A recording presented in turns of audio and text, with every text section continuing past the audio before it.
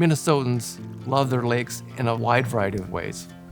We've made enormous strides in cleaning up pipes dumping pollution into our waterways, but we don't fully understand what helps preserve water quality. We have oftentimes engaged in activities that unintentionally degraded the water quality that we treasure so much.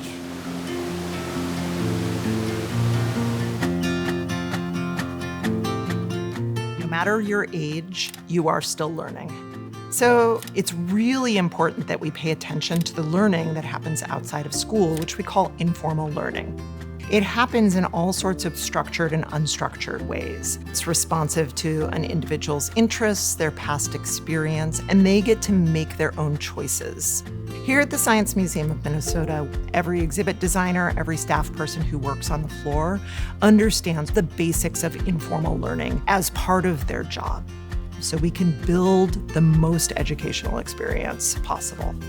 The Environment and Natural Resources Trust Fund enabled us to do a series of projects over several decades, like chapters in a book, where each one went into greater depth about water issues in the state. The first chapter was called H2O Minnesota, and it was really about the fundamentals. No water flows into the state. It all runs out, whether it's the Atlantic Ocean, the Gulf of Mexico, or Hudson Bay. Watershed science was an opportunity to help people understand how the interactions between different kinds of landscapes affect water quality. And then there was the Three Rivers Initiative, Earthscapes and Waterscapes, and the Soils Project with the Science House, constructed as the headquarters of our outdoor park, the Big Backyard, where we designed a 9-hole miniature golf course that allowed people to imagine their ball as a molecule of water and learn how water moves from the headwaters of the Mississippi River to the Gulf of Mexico.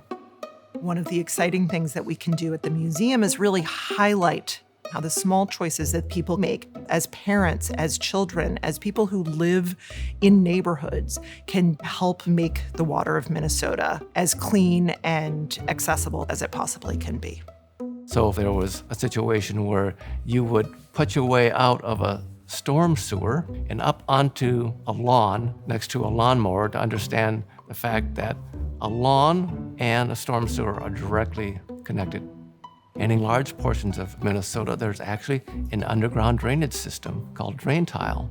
Water is intercepted by the drain tile, and any of the chemicals in that water, fertilizers, pesticides, go straight into a ditch, into a stream, into a bigger river. So there was a hole with all these different pieces of drain tile, and people could understand how agricultural fields are directly tied to waterways. Mini golf is fun. You're having a fun group experience. But we studied it, and we've found that people actually understood the water journey. And so they're both having this really powerful social experience, making memories, and understanding the path of water. We are always looking for places where visitors are saying, this is super exciting, or staff are saying, wow, I feel like we're trying something different here. And then we look for very specific research funding to study that. And so the Trust Fund has been such a key partner in our ability to make the projects better. From earlier experiences, we know that if you drill down far enough in the backyard, you'll hit artesian conditions. So why don't we create a suite of exhibit experiences around that artesian well that helps people understand how water actually moves through solid earth. The well was repurposed to be the source of water in our backyard for a whole host of activities, including free play in a running stream of water to channel it, dam it, move it around, just to have that experience of freely interacting with water any way that you wish. The most important thing is that we actually talk to the people who participate in the projects.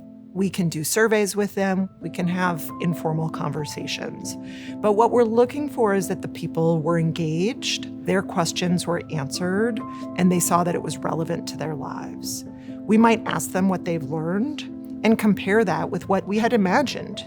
And through strategies like that, we can assess the success of informal learning. No matter where we live, we all live in a watershed. And since we live in a watershed, we all have opportunities to engage in practices that can either harm or protect water quality. The legacy of this work, of this continued funding from the Environment and Natural Resources Trust Fund, allows for people to find the thing that's a spark for them, which is the core of informal learning, and is so important for us as Minnesotans understanding the water around us.